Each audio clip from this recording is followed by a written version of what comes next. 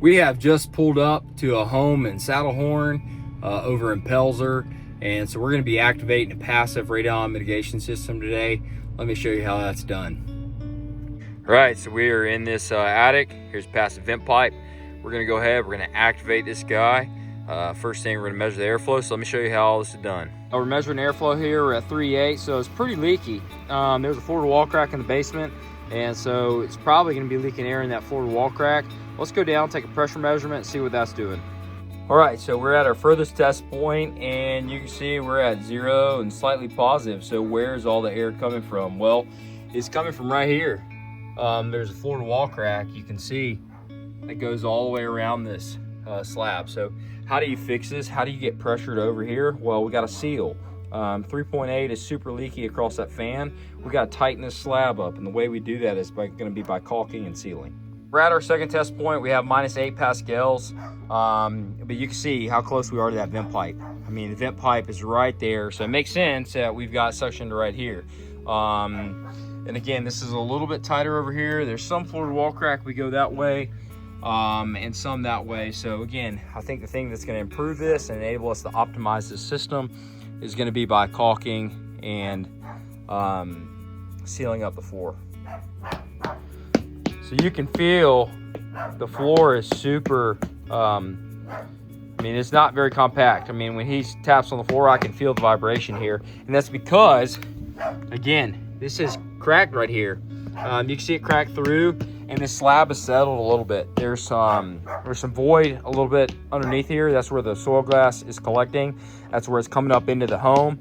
And so we need to seal these cracks, and that's going to help tighten up this slab, help improve the performance of the fan. All right, so we've got the fan in. We set an RN4 because we're going to adjust this fan because right now, it's hard to tell, we're sitting at 124 watts. That's because there's still a bunch of floor crack. So we're going to go down the basement. We're going to try to do some sealing, try to tighten this up, and then see if we can turn this fan down.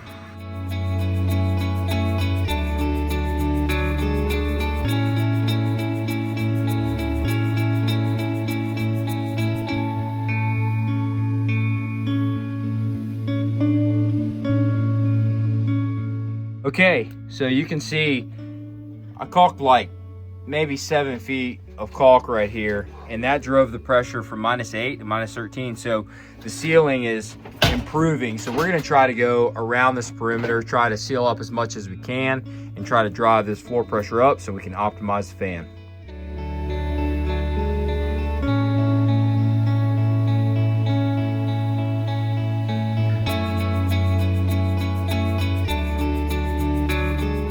So we have caulked literally everything we can find caulk all the way around here. There's some stuff we're just not gonna be able to move, and we've caulked all the way around this basement. But that has driven our pressure to our weakest test point at -5.3 pascals. Let's go check the others. All right, so this was our original test point over here. That was -8.5 pascals, and we're sitting at -27.5. So we're gonna turn the fan down, try to optimize this thing. Yeah, let me show you that. We've got all our appliances on. We've just dialed our fan in. We're sitting around 52 watts of electricity.